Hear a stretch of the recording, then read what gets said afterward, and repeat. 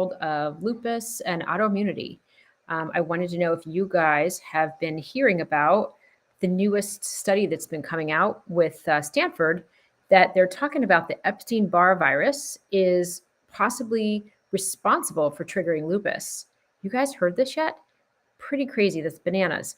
But it's very exciting for those of us working in functional medicine because it gives us some ideas about what could be happening with the immune system and why would the immune system attack us, right? Like what actually is happening. So it doesn't make any sense for our immune system to be attacking ourselves.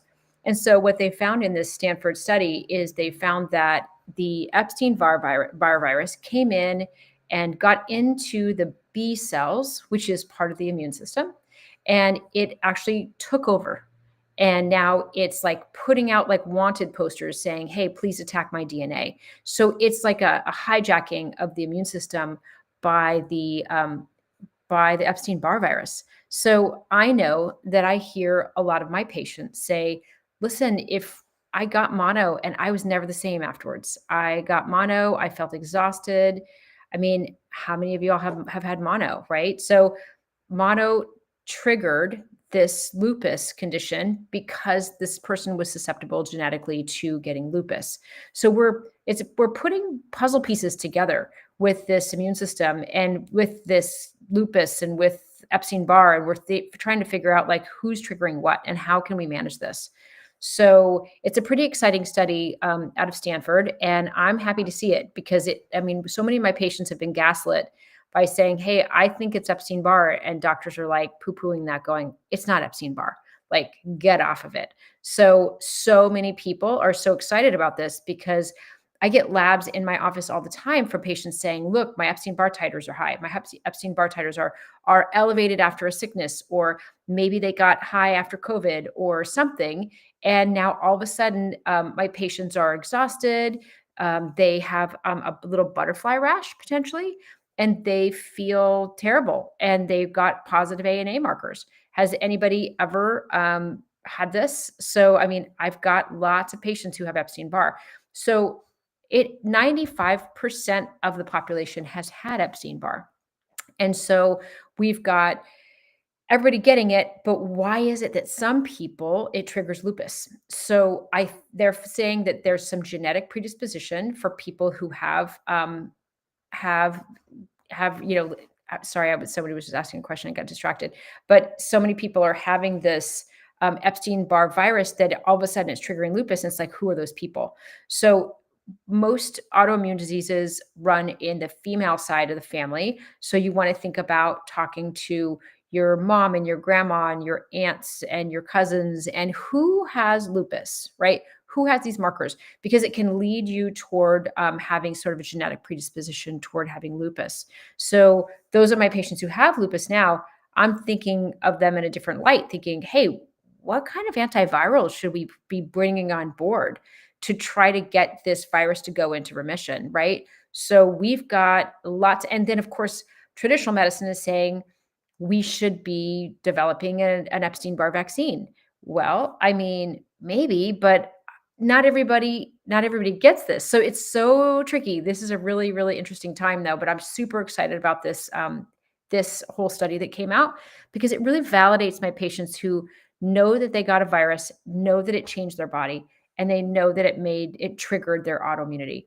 This happened to me. It happened to my daughter as well. So we're both very focused on this. And we're thinking, what should we be taking, right? What should we be doing? How do we live our life so that we can calm down to our immune system so that we know we don't get these triggers? How do we keep this autoimmune situation like calm down and under control, right? So, I mean, things we know for sure, vitamin D, getting on a potential autoimmune paleo type diet and figuring out what your food triggers are. Gluten, dairy, corn, soy, eggs could be. Trying to make sure you're getting lots of sleep, making sure you're exercising, making sure that you have good relationships in your family and that you aren't too stressed all the time, right? Because this is really, really important stuff for the immune system. But now we're going to put in, what is the viral activity and should we be checking Epstein-Barr? Absolutely. Now, this could be, and what I feel like if they went to all the different conditions like Hashimoto's, rheumatoid arthritis, Sjogren's, all those things, Yeah, I also think that those can be viral triggers. Okay, so I'm finding that Epstein-Barr can be a trigger for Hashimoto's.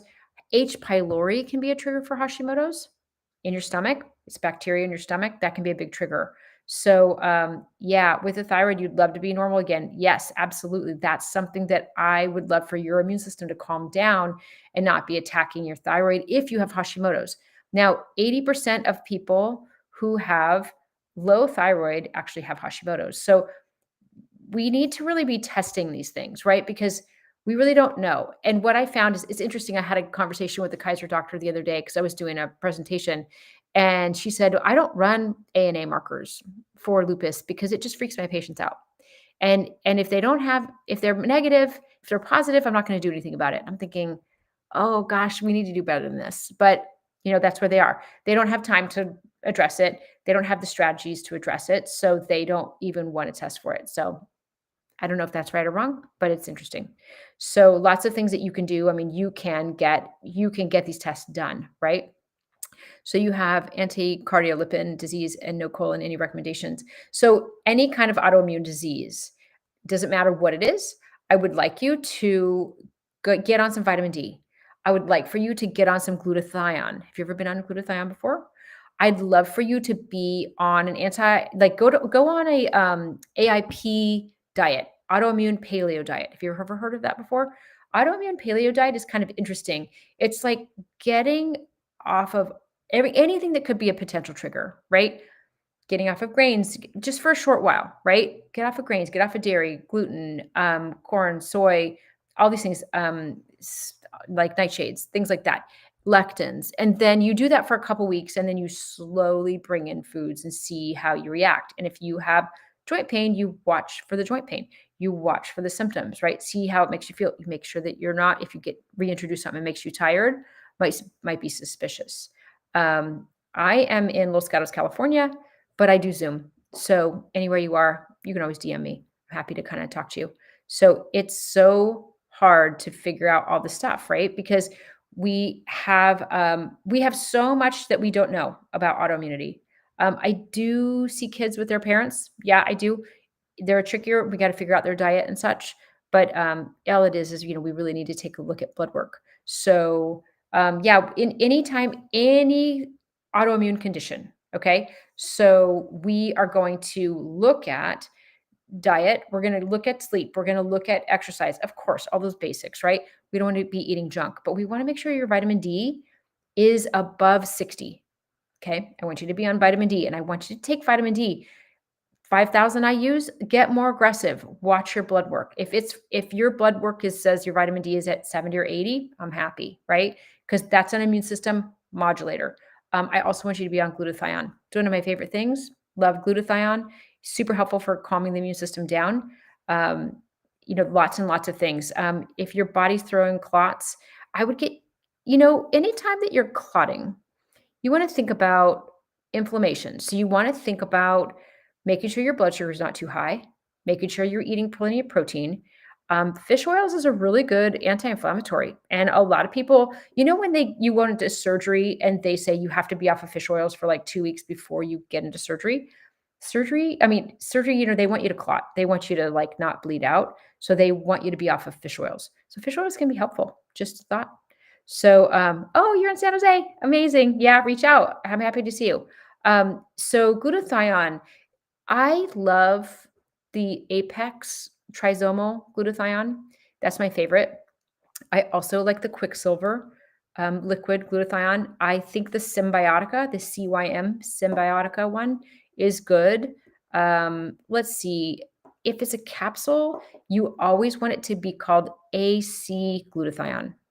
Okay, that's the best glutathione. It's the best absorbed. So that's what we want to do. So we want to think about, I don't care really what your actual diagnosis is for autoimmunity. I want you to think about, how do we calm your immune system down, right? How do we get your food triggers to calm down? But this whole new thing with Stanford saying that Epstein-Barr is a big trigger, I tell you, it's like people are now like, so many people are gaslit. Like, that it's something like this. You had Epstein-Barr. Your body changed. You felt terrible afterwards and everything changed, but nobody else will tell you that that's true. So I'm here to tell you that you're right. You were right. I mean, we are right. We just need more interpretation on like what is happening, what do we do about it, right? So you have an autoimmune diagnosis. We want to figure out what's going on and we want to take some steps to normalize your body. So I've created something that's called the autoimmune shift. It's going to be out in about 30 days. It's been slow to get it going. It's a learning module and it's going to be on my website. And you can just listen to like, I have 13 different videos that have come out that are telling you everything about autoimmunity that you need to know. And then there's like all these resources that you can download. You can like, it tells you what labs to take. It tells you what all these diet ideas and just so many resources so that you can smartly move to your medical doctor and, say, listen, this is what I need. This is the test I need. And this is what I know that you need to know more. Right. And I have an autoimmune support group that is starting next month and it's going to be on Fridays at 11 a.m. here Pacific Standard Time. So if you want to join in on that, it's called the Autoimmune Shift. It will be on my website soon. I'm saying Thanksgiving is my drop dead day. It's going to be done. So then I'll be doing lives every single day to kind of like let everybody know that's available. So then I can meet you guys on Zoom and you can do Q&As and you can ask questions and then we don't have to wait for lives. Okay. So, yes. So you take vitamin D to reduce the chances of a brain bleed due to cavernous malformation. Yeah, vitamin D is so important for that. I'm telling you, if I can get people taking vitamin D at a good dose and actually just take it, that it really changes a lot of things. So if you take capsules of vitamin D and your vitamin D is not coming up, I want you to get on liquid vitamin D. Okay. Liquid dropper, squirt, whatever, it's going to be an oil and it's absorbed better. Okay. People with autoimmunity have a hard time absorbing some vitamins. So, and yeah, Stanford has been great. So happy that you guys joined. This is great. So top 5 supplements to take daily. Well, I focus more on autoimmunity. So, but also vitamin D, number 1, right? Vitamin, yeah, take the liquid vitamin D. Take it. Take 5,000 IUs, maybe even take 10,000 IUs of liquid and get it up. Okay, and then watch it. Maybe you do that for 90 days and then recheck your labs. Yeah, I like to take a supplement. Like magnesium. Magnesium is important. You got to take that before you go to bed. It's going to help you sleep. Important. Vitamin D, important. Let's see what else. A B complex is a really good one to take for as a woman. We use B12, the methylated part of B12, to create detox pathways through our liver. So it helps to detox hormones, which is important. It helps with helping with delivery of oxygen on your red cells. Kind of depends on what your labs look like. I tend to want people to take fish oils. I like them. I love Nordic Naturals. I think they're important. I think it's a good company that cleans their fish oils and makes sure that they don't have heavy metals in it. I also like a really funny supplement called Tributrin. It's a butyrate supplement. It helps to grow good bacteria. I can send you guys a link if you guys need to pop on and DM me and I can happy to send you any kind of links for supplements. But I do think that we need to think about, you guys need to think about doing all the basics, but also you need to kind of figure out how to get in to see if you have a virus. Do you have a virus? Do you have anything that's up on your blood work? Are your white cells always low? Are your white cells always high? These are big indicators that really in having a problem with people. Like people are really having problems with viruses, and it's overwhelming, right? So the question is, can gut issues like SIBO, leaky gut, GERD, mold toxicity cause autoimmune condition? Yeah, that can actually trigger autoimmunity. Yes. So we have leaky gut is really like the gut gets really inflamed, or you can get a bad bacteria that gets attached to the gut. So if the gut is sealed like this, the gut is leaky, it opens like this, right? So then the bad bacteria can come through into the bloodstream and then it can trigger autoimmunity. So it's kind of a big deal. So you really want to think about handling what's happening with your gut. Reflux. Do you guys have reflux?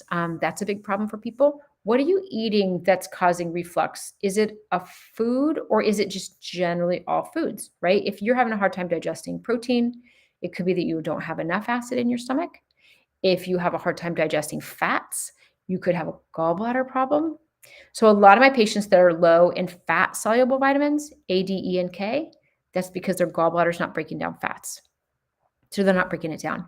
So you want to think about if you're having a hard time getting your D up, you might want to think about is your gallbladder a problem? I don't know, something to think about. Like, do you eat fatty foods and you get diarrhea? I don't know. It's common with women, right? It's kind of common.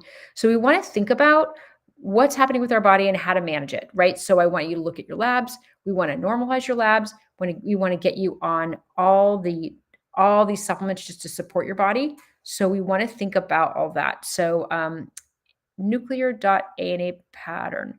Do you have any symptoms happening?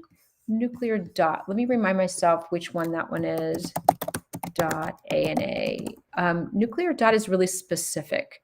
So because you've got so many patterns. You guys heard of these ANA patterns? So we've got nuclear dots. It depends on if there's a lot of dots.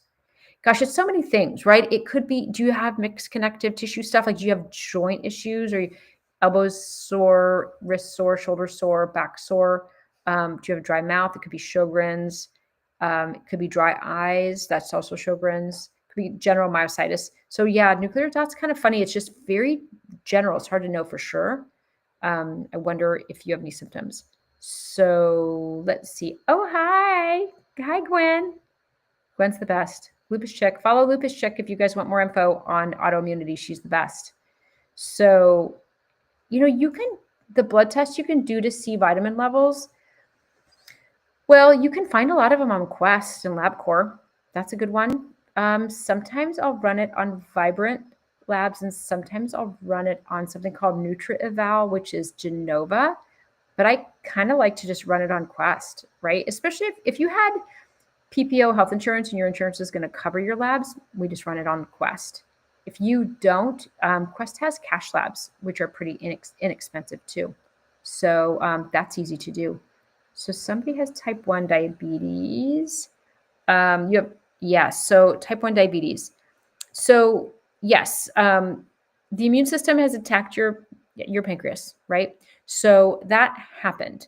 But what else is happening is your immune system's attacking things. So we need to think about why. What's the root cause of that? Why would it be attacking things?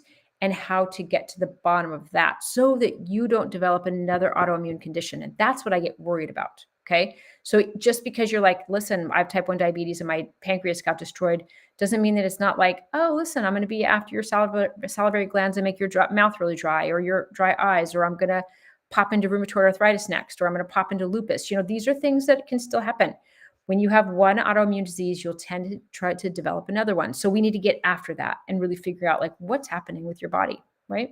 So once that you have an autoimmune condition, it is on, right? It's like the light switch is on, but we do have control of the little volume knob on the side. We can calm it down depending on what we're eating, how we're sleeping, how we're exercising, fixing whatever's gone wrong with your body, doing vitamin D.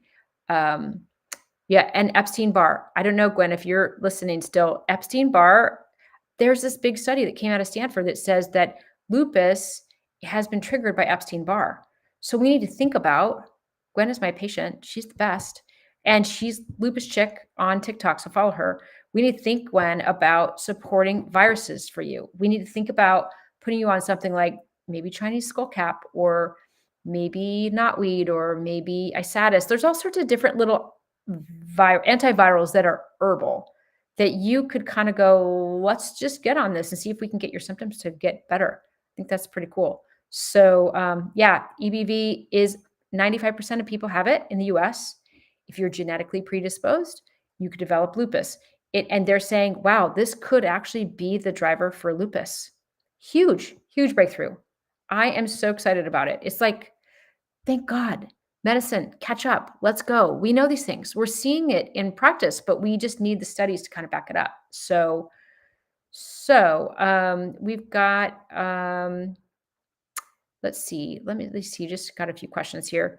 You have half a thyroid, had large nodules. Now you have your low thyroid vitamin D, not on thyroid meds yet. It's important if your thyroid's really low for you to be on thyroid meds, because every tissue in your body is managed, like it has thyroid receptors. So like even your intestines, even your stomach acid, like your T4 that comes out of your thyroid, makes you have stomach acid. So you can have like really bad digestion if your T4 is low. T4 controls the motility of your intestines. So if you're super constipated and you have a thyroid issue, you might not be on enough T4. Just things to know. Um, Diagnosed after using the Manjaro shot for 5 weeks. Yep. So that's right. We've got these things are triggering, right? Vaccines can trigger, viruses can trigger. This is what was so tricky about COVID. Like, I mean, what would we have done if we knew all the things about COVID? You know, I I got the vaccine for COVID with me and my daughter because I thought, gosh, maybe we should educate the immune system before it hits us. It didn't trigger us, but it has triggered others. And yet sometimes COVID really triggered it too, which it's just that virus is really aggressive. It's been really a problem. So, yes, Gwen, exciting stuff about EBV. We need to like work on that. I think we're going to work on that a little bit more specifically about Epstein-Barr. So, but here's the thing on Epstein-Barr: if you have blood work, there's IgG levels and there's IgM levels. IgM, as in monster, it means that it's really, really active. IgG means that it's seen it. So it makes it trickier. We need to figure out like, is it active? Is it the driver? I don't know. I think antivirals wouldn't be a bad idea. So let's see. What else? Antiphospholipid syndrome. Sure. Do you have clotting? Did you get clotting? A lot of people with antiphospholipid syndrome will even miscarry or have really big clots. I mean, really, if it's an autoimmune disease, there's a lot of basic principles that we can use on autoimmune disease to calm the autoimmunity down. So yeah, for sure. I mean, I'd say, getting on fish oils wouldn't be a bad strategy. I think if you were on vitamin D and glutathione, that's going to be helpful. I think we figure out, like, does anybody else have this in your family? Did it start after a sickness? Did it start after you had a baby? Like, these are all clues as to like what happened here, right? How did that change? So, yeah, you have RA and nerve pain. 27-year-old daughter has lupus. Yeah. So, there's something that, in your family, there's some family genetics that make you predisposed toward autoimmunity, right? Between you and your daughter. So there's a genetic, predisposition. So what we need to do is work with both of you and say, let's get your vitamin D up. Let's figure out what your food triggers are. Let's make sure you're sleeping, doing exercise to tolerance. We're going to make sure your inflammation is down. Glutathione is a big thing. Sometimes turmeric is really, really helpful, like a liquid turmeric, high concentration. Getting on an autoimmune paleo diet might answer you what foods you could be triggered by. You could get on chat and go, give me an autoimmune paleo diet. What are the do's and don'ts? And give me a 7-day meal plan. I love chat. It's so crazy. It's making my life so much easier. So lupus, you started Rituxan. Great. I am not anti-prescription. I think it's important for us to get the immune system under control, especially when it's a little out of control. And then we can go back and go, okay, how can we braid in some functional medicine strategies to make all this calm down, right? So I'm excited to work with you too. Yeah, come on over. So you have slow gut motility. Yeah. Okay. Slow gut motility is so tricky, isn't it? So we want to think about there's a really good supplement called Motilla Pro that can be helpful. Has like artichoke in it. It's got milk thistle in it. It's got ginger in it. That can be helpful. Sometimes magnesium can be helpful. Um, there's a new probiotic out that's really helpful for motility. Am I going to remember it? It's called Anaerobis stipes. It's by Designs for Health. Wild.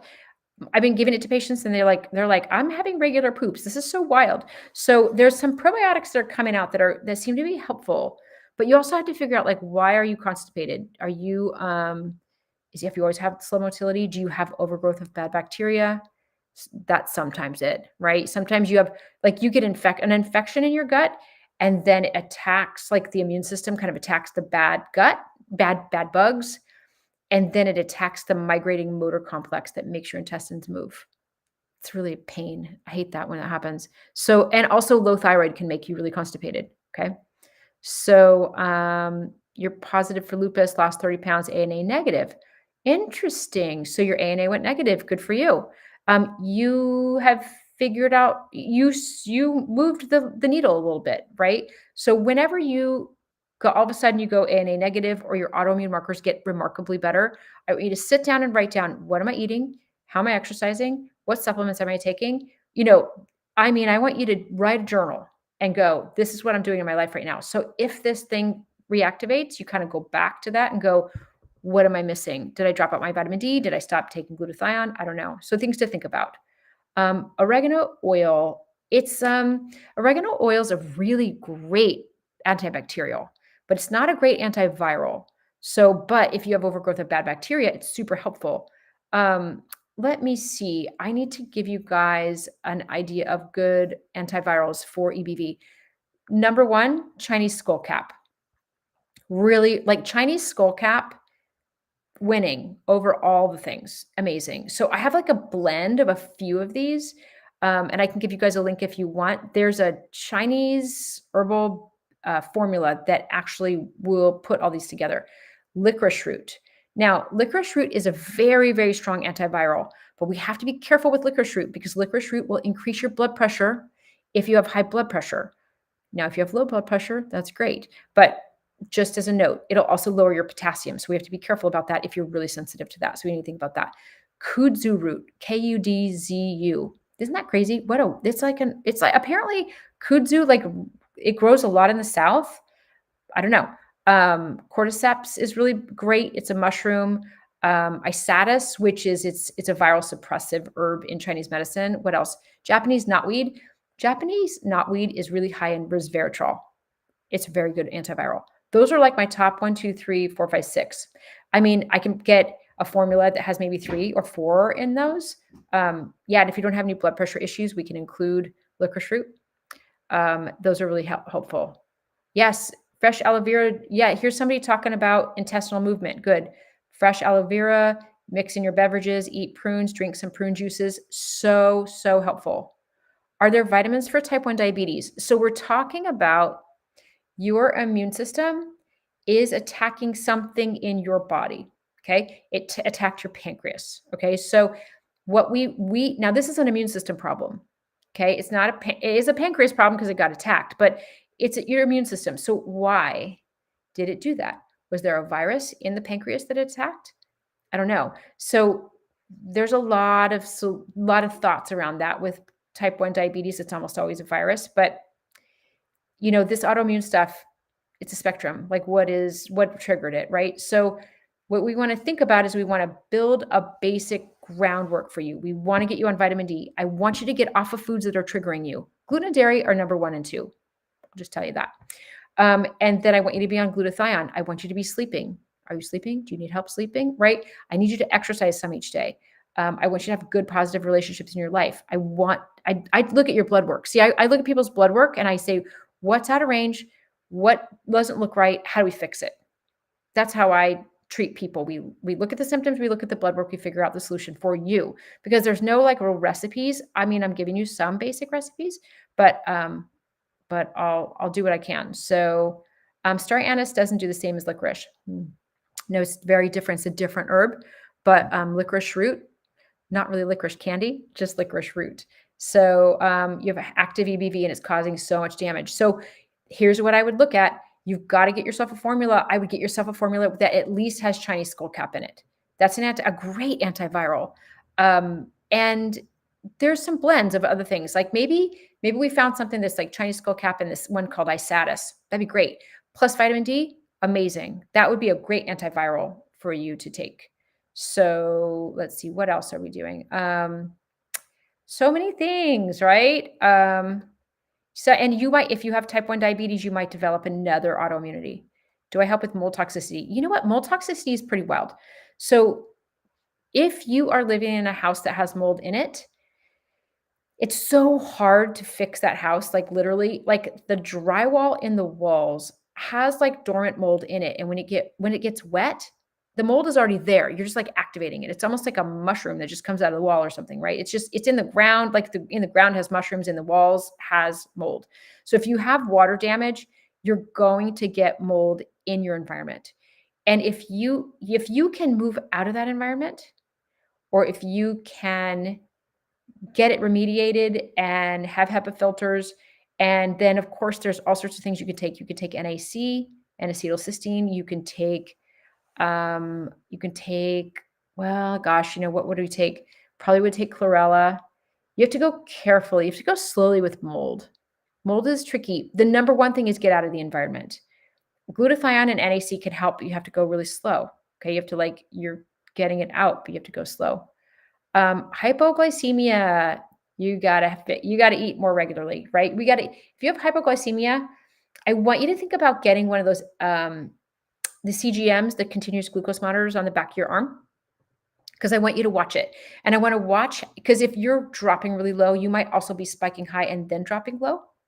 So we want to keep you steady. I want your blood sugar to be rolling in the middle, just rolling in the middle and staying really steady. Okay. That's what we want. So we want that to be, I want you to eat every 3 hours, and I want you to have protein in every meal. And I want you to be really careful about sugar and carbs, because they'll spike you and crash you.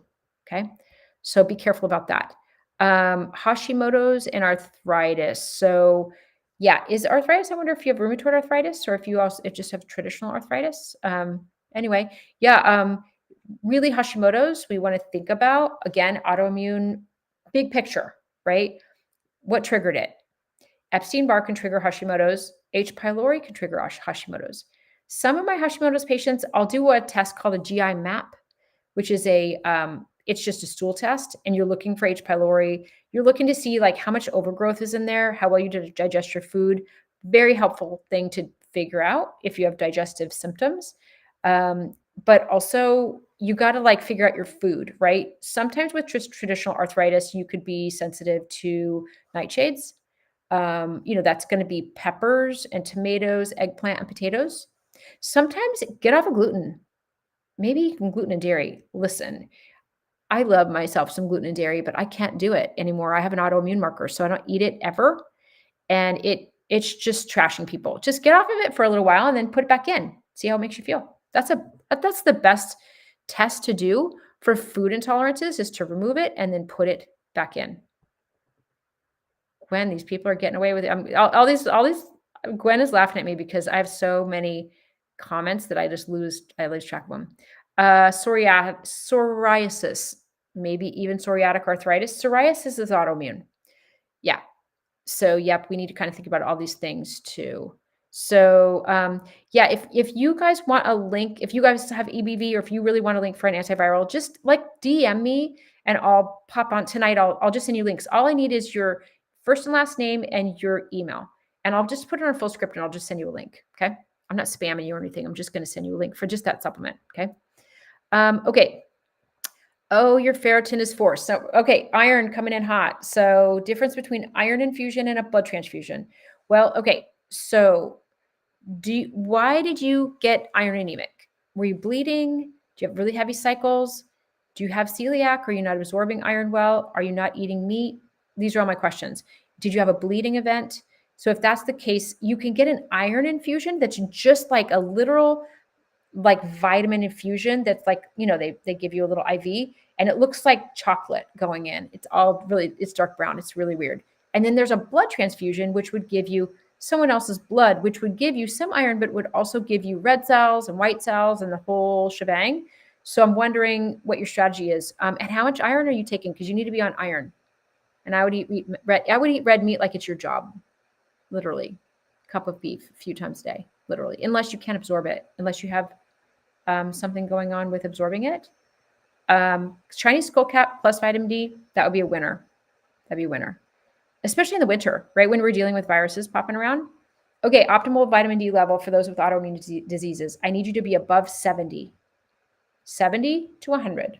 It's a perfect zone. Everything goes better when your vitamin D is up that level. And if you can't get it up with capsules, then you need to do a liquid. Couple different liquids. I can send you a link if you need some help, or just get Thorn has a good one. So does Apex. So does Quicksilver. All 3 of them have really good vitamin D. Can be with vitamin K too. That's fine too. You can take that. But you really want to take enough vitamin D where your levels are really actually up that high, and watch it, right? Because of course you don't want to go too high, but anyway, but you also don't want to be too low. Most of my people are too low. So, oh yes. So again, iron transfusion, you're just going to do an IV of just the actual iron in the vitamin. It's like an IV, like a little liquid IV, it's just the vitamin in there. a blood transfusion, you're going to get somebody else's blood, which is fine. You might need that right now. So mystery symptoms, labs normal, ANA negative. That's a mystery, isn't it? Like something's going on. So here's the things I find. And yes, I'm happy to help. So get a continuous glucose monitor on the back of your arm. Your blood sugar might be spiking up and down and you don't know it. Important to know. Also, traditional labs look pretty good. I mean, taking a look and make sure not that everything is out of range. You don't have iron anemia. You don't have, crazy things going on. Important to know. But also you should take a look at your food. I would probably get on like a couple weeks of an autoimmune paleo diet, really like meats and veggies pretty much. And then slowly put in other foods, like slowly put the grains back, slowly put the nightshades back, slowly put nuts and seeds back, and then just see how it makes you feel. If you could do both of those things, that might really help. But yeah, I'm happy to help if you need some help. I do a lot of Zoom. So I do about half of my practices here in Los Gatos in California, and then I do half of it is in Zoom. So yes, does hypoglycemia give you migraines? Absolutely. Absolutely. So again, get a continuous glucose monitor, watch your blood sugar. Don't let it crash. Usually if you eat too many carbs, it'll spike and then it'll crash. And then that's called reactive hypoglycemia. Eat every few hours. Eat a lot of protein. Eat some meat, eat nuts and seeds, eat some veggies. Don't eat a lot of sugars because you're on Mr. Toad's wild ride that way. Okay. Hold on a second. Let me see where I am. I lost my way. Oh yeah, I'm a functional medicine practitioner. Thank you so much for saying that. You're vegan. So we need to kind of like, you need to think about, so if you're vegan, you need to think about going and getting on some iron, and you need to really make sure that you've got your protein levels up. Okay. Because it's harder to get iron. I'm not sure if you're the same person, but if it's harder to get iron if you are vegan. So you have to get on some iron supplements for sure. So yeah, that's tough. Yeah. Oh, and EBV. Yeah. EBV never leaves. EBV is in your body. You know what's wild is the Stanford did the study, and they said that in a person that doesn't have lupus, they have, we have these B cells in our immune system, right? So the B cells can get infected by viruses. So we've got 1 out of 10,000 EBVs in a person that doesn't have lupus. But what they found with people with lupus is 1 in 400. So many B cells infected are infected with EBV, and it doesn't leave. It lays dormant, and then it can reactivate pretty quickly. Yeah, so lots of stuff going on. So let's see what else. Let's see, psoriatic arthritis, and it's rough. Yeah, that's hard. I would think about getting off of some foods and see if you can kind of get on an autoimmune paleo diet and watch and see what foods trigger you. It could be nightshades. It could be lectins, which are like nuts and seeds and peas. It could be gluten and dairy. Yeah. So things to think about. So what else? So yeah, what else is going on? Crawling sensation and pokiness at ratchets and sensitivity to certain medications. So many people having kind of skin sensations, right? Like what is happening with the skin? We'd have to kind of really get to the bottom of that and what's going on. Yeah. So what else are we? Oh, ANCA came back cytoplasmic. ANA, so confusing. Yeah. So positive ANA, let's talk about that for a second. So the immune system is actually attacking you, and that's positive ANA, right? So your immune system has actually turned the attack on you, and it's attacking your DNA that actually is part of your body, where your body replicates and makes itself. So it's like your instruction manual. It's attacking that. So this is a really tricky thing. And what you want to do is look at ANA markers, and you want to look at a pattern. Now, the pattern is going to give you a clue as to what could happen next. Let's say you have homogeneous pattern. Homogeneous means it's like a homogeneous pattern. It's all the same color when they put it under like fluorescent lights. Then you want to check for lupus because you want to do lupus markers from there. If you had something that was like dense fine speckled, it doesn't usually move toward lupus. So the pattern can give you a little bit of a clue is, yeah, it could give you a little bit more of a clue. So as to what's happening next, right? Everybody's going to have a little bit of a different pattern going on. So, someone's having a lot of lower left stomach pain to EBV, vitamin D levels are pretty low. So, lower left stomach pain, your left, lower left stomach pain, like kind of lower, like lower than your belly button. You want to think about like what lives there, right? Your large intestine lives there, your small intestine lives there. If it's on the right side of your body, it's going to be your appendix, right? So, if you have pain there, I would think more of a diverticulosis or an inflammatory bowel or something like that going on. Vitamin D, get your vitamin D up, get on some liquid, and that could be really helpful. So, getting a stent, going to be on blood thinners, scared platelets are going to go low. I sit around 60. Yeah, that's confusing, right? It's like how do I handle this and wind up with, not having another problem, which is platelets, which is how you can clot your blood, right? So polymyositis, what causes that? So it can be autoimmune. There can be markers toward autoimmunity for that. It can be also called polymyalgia rheumatica. They call that PMR. So that's also like all the joints hurt and they call it autoimmune. I have a lot of good success with PMR because what we do is I get people off of sugar, get their blood sugar stopping spiking. I get them off of alcohol because that's really triggering for PMR. Get them on meats and vegetables, a little bit steadier blood sugar. Get them on glutathione, turmeric, vitamin D, fish oils. But also, my best success was someone who also did sauna and cold plunge 4 times a week. That really changed the game. Boy, oh boy. And she still has pain if she doesn't cold plunge. She cold plunges once a day, 55 degrees, pain goes away. So pretty wild. So these are all things to, that are important. So important to kind of know about. So I would love to see. Yeah. So Mike, so you're talking about lots of blood work before, but when you had low testosterone, it's weird. Some days are worse. Yeah, it's tricky, isn't it? Like this is why with autoimmunity too, and sometimes these weird conditions where we don't really know what's going on, we have to kind of go, what does the history say? What kind of viruses were you exposed to? Tell me about all the different systems of your body and how they work. Let's look at the blood work and we kind of lay them all over each other and kind of see if we can figure out what's going on, right? It's really just trying to be an investigator and try to figure it out. Should you do prednisone? Okay, well, let's see.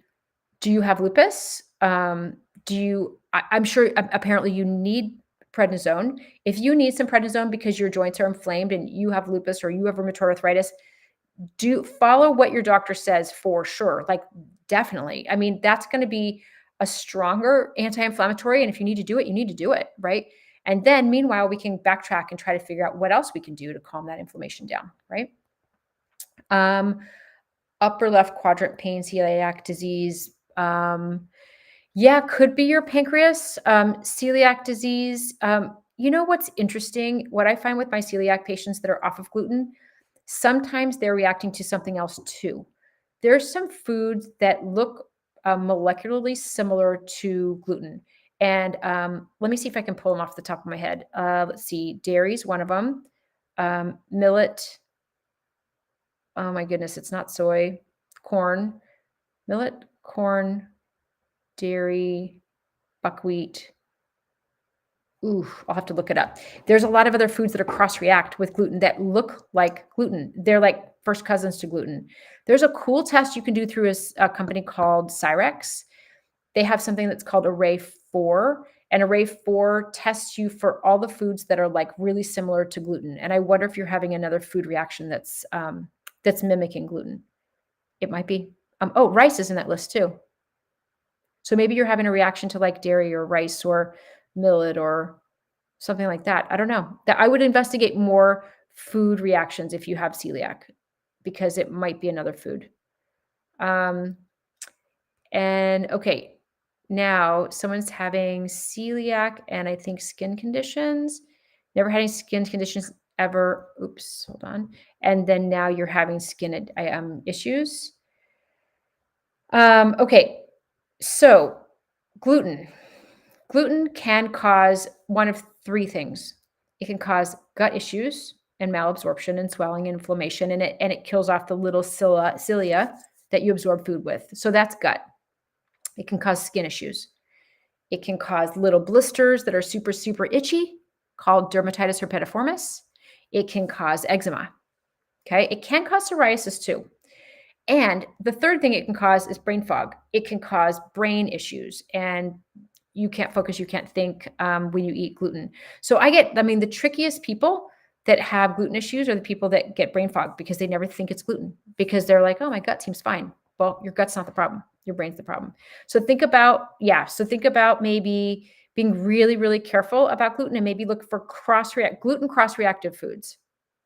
I would do a Cyrex test, Array 4. Happy to send it to you if you want. Just let me know. They're making it really easy through this company called Rupa for us to practitioners that are maybe in California and I'm working with somebody in Indiana. I can send them a test through a company called Rupa. Really easy. It just drop ships to you. So that's super helpful. I think you need a little bit more investigation, but it sounds like gluten is such a tricky thing. So you've had back surgery, can't feel your toes now. The numbness is going up your leg. So definitely go see did you see an orthopedic surgeon? Did you see a spine surgeon? Did you see whoever did your surgery? You should go talk to them because you want to make sure that you don't have something really serious going on there. So, what else? Okay, so vitamin D3 alone or D3 with K2. Well, okay, so for the purpose of modulating or calming your immune system, you can just do D3. But if you are wanting to also put K2 in it, you can, and it's helpful for making sure that the calcium in your bloodstream goes into your bones. Not a bad side effect. Sure, do both, but you can do either, but you can do both. Yeah, and there's not a right answer on that either one, whichever one you want to do. So, so let's see what else. Your ENT referred you to the Mayo. I wasn't able to get in time. What are my thoughts? I'm forgetting what the situation is, Barbie. I've kind of lost the thread. Oh, double pneumonia because of lower left stomach pain and severe back pain.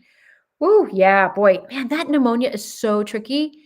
It's so tricky, and it can feel also like, I mean, lung clots I do body work on people too, because I'll just tell you I do functional medicine. I'm a functional medicine clinician.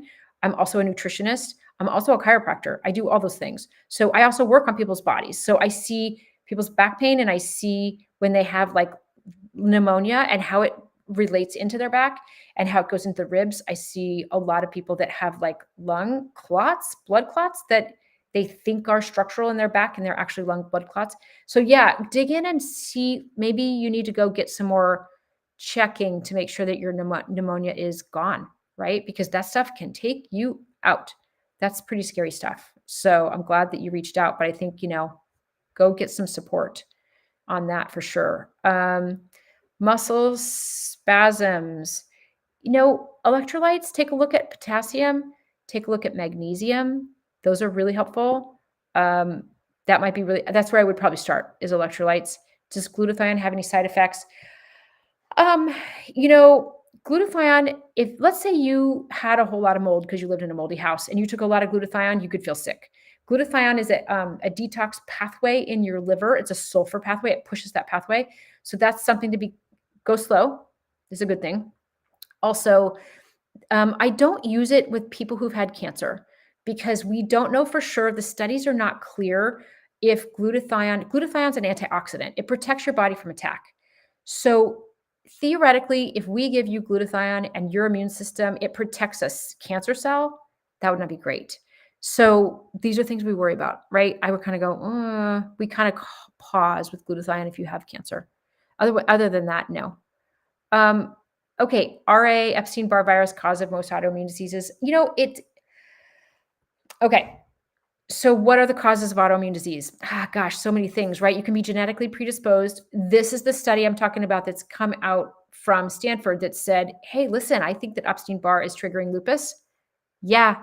Okay, great. Of course, because people tell me all the time, I had Epstein-Barr, mono. I never felt the same afterwards. Then my positive ANA came in and now my joints hurt and I get a butterfly rash and I'm exhausted. And my doctor says that Epstein-Barr has nothing to do with it. Well, thank God they're doing some studies on this, right? I mean, it's like we're just being less gaslit by the day if we can actually get these studies done. Yay. So we can prove these things, right? So we want to think about, I want you to think about when your RA started, what happened? What was happening? Did you go through a really stressful event? Did you have a baby? Did you get food poisoning? Did you go from another country and come into this country and then go, oh my gosh, I have this terrible gastritis? Or what happened to you, right? Did you get a bad virus? Were you sick and then you developed? All right. This is the history I want to hear from you, because then you can kind of pin it down. You can usually pin it down from the history on kind of what the root cause is. And then there's a little better way to approach. So it doesn't mean that RA was triggered by Epstein-Barr. This is the thing, is that, not everything causes everything. This is why functional medicine is tricky, because you have to really look at each person and really try to figure it out, right? Positive serum IgLO 5 antibody low level I'd be worried. Anytime you have antibodies towards something in your body, you want to think about like, how am I going to calm my immune system down? Okay. You want to put in vitamin D. You want to figure out your food triggers. You want to sleep well. You want to exercise, but not too much. You want to like not stress yourself out too much. You want to make sure that you're in an environment that's not exhausting. You want to make sure you're not working nights or something like that. That would be too stressful on your immune system. So lots and lots of things you can do. Glutathione is helpful. Lots of things to do. This is why I've created this program that, God willing, it's ready by Thanksgiving. I'm just like, come on, program. Let's get it to some people who are helping me put this program together so that you guys can do like a self-paced program. It's 13 modules. You listen to all these videos, and then you can access this resource library of mine where labs you should get done. How do you interpret your labs? What vitamins should you take? All the links to get those supplements. Different things you should know, food logs, things you should eat, things you shouldn't eat, different things you can do for viruses, and those links.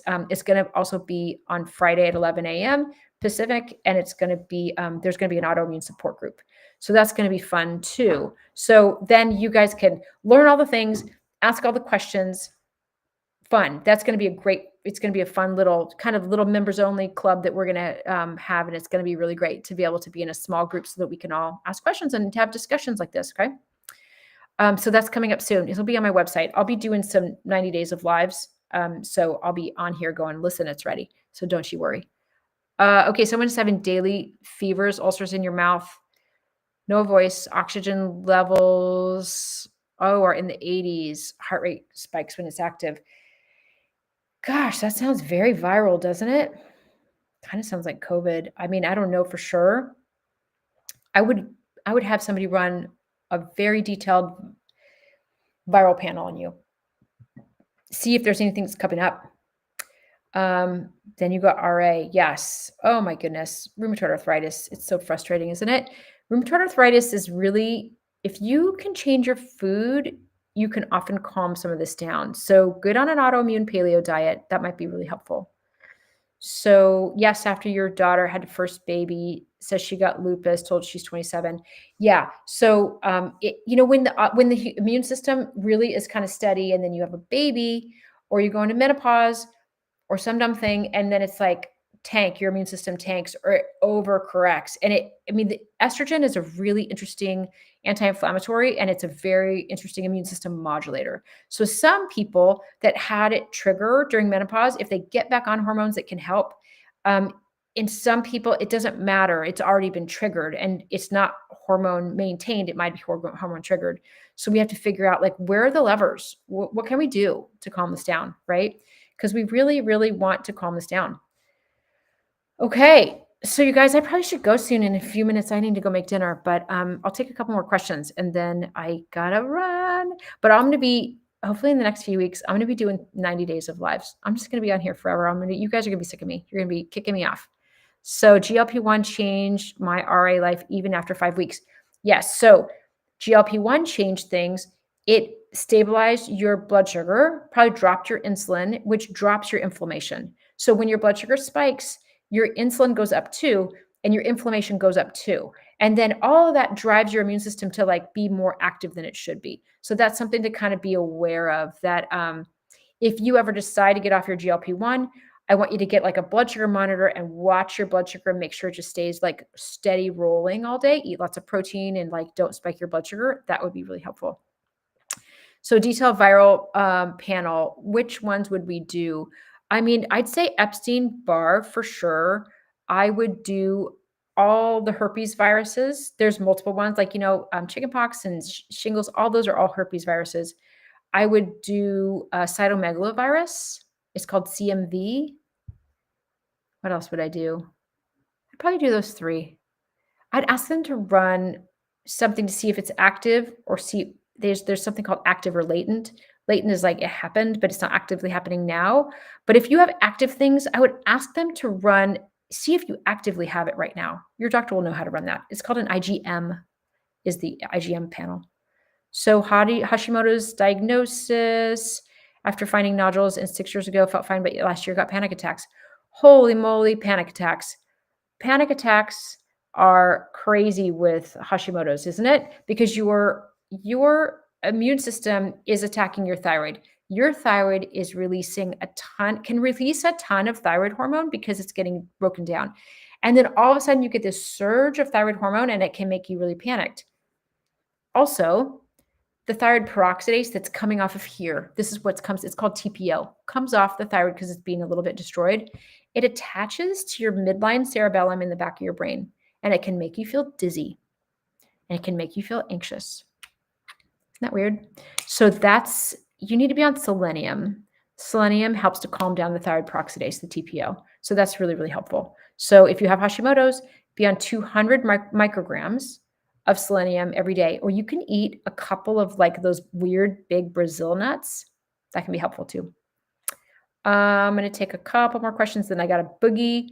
So your rheumatoid factor came out high, your memory problems as well. So, okay. We want to think about, where I would approach you for right now with memory problems, I would look at your blood sugar. Look at your blood sugar. Get a continuous glucose monitor. There's a couple that you can order online. One is called Lingo. One is called Stello. They're both very good. They're both very similar. You pop it on the back of your arm. Look at my TikTok. I made one, I think about 10 videos ago on how to pop one onto your arm. And then you watch your blood sugar, right? And if you're spiking, we understand like we have to stabilize your blood sugar, right? More protein, more veggies, more fats, less carbs. If you're crashing, then I want you to make sure you're eating and keeping your blood sugar steady during the day. Make sure you're eating every few hours, eating some protein. So that high blood sugar, high insulin, high inflammation is the number one reason why it hurts. It dings your brain. I do a lot of work with people with brain. So it's just one of those things. So we want to make sure we stabilize your blood sugar. I want you to get on some fish oils, get on Nordic Naturals. They're a great brand. They're really, really legit. And you can get them a lot of places. And then get on vitamin D, 5,000 IUs. Be exercising every day. Something, walking, skipping, I don't care. Move your body a little bit, okay? See if that'll help. Yeah, EBV is positive. Isn't this so interesting? This is really, I love when you find that your doctor wouldn't believe you and you do your EBV markers and it's positive. Yes, so almost all of us have been exposed to EBV. Now, some of us, it's going to trigger lupus, right? Some of us, it can trigger other autoimmune conditions. So I hope that this Stanford study has been really helpful in exposing that this could be a potential problem and they should actually look at it, right? Now, their tools are not going to be as good, right? Their traditional medical doctors are going to go, what am I going to put everybody on a medication that's an antiviral? They don't know about Chinese skullcap. They don't know about Asatis and about Japanese knotweed and kudzu and these ridiculous things that are herbal antivirals. They don't know about those things. They don't know that vitamin D helps that. Glutathione can help that. Vitamin A can help that. They don't know about these things. So this is what I want you to get the data, but don't expect too much as far as them managing your viruses because they don't know. They've not taken courses in functional medicine. They just haven't. So I work with a lot of medical doctors, patients, just because we're just trying to get to the bottom of stuff. And so just know what their limitations are, okay? And get the testing done if you can. Also, yes, EBS, CMV, IgM panel, yes. And also Epstein-Barr, I think they call it early, God, is it early antigen? Is it early antigen? I think it's called early antigen. I've run it so many times. I'm trying to remember what it's called. Early antigen or IgM. Ask your doctor, say, I want to see if any of these are active. That's what you want to find out. If you have, yes, and you can dance, right, Gwen? Exercise, exercise. So let's get that going on. So yeah, do that testing. Yeah, your ANA has been positive for 10 years, but not positive for anything autoimmune. That's you have to find out. Yes, very early antigen. Thank you for saying that, Jen. You have to watch it. If you're positive ANA, something's brewing. Doesn't mean something's happening yet, but it means it's early. It's almost like catching like a cancer that's early. You go, okay, what should I do about this? How do I turn this around? Right? That's the way I want you to think about this. And if you go to your doctor and say, I need you to say something about my positive ANA, they're going to go, you're crazy. I don't do anything. It's not high enough. It's not bad enough. So this is why I live in this funny little gray zone where, you're not full blown enough to get on medication, but also you're not healthy and feeling great. I live in that middle zone. That's where I work with my patients, because then if they get crazy awful, we get support with medical doctors with prescriptions too. You need all of it. You need to braid in some functional medicine too. It helps everybody and it helps to get a better result. So, and I'm so happy that you guys joined. Gwen, great to see you. Someday I'm going to text you, Gwen, and say I'm going to get on live. I don't know. I just jump on a live. So I'll be popping on again this week, probably on Tuesday, and when I don't have patients. And I'm excited so that I can just keep talking to you guys about this, and you guys can help figure this out. Okay. Yeah. Okay, you guys. I'll see you soon.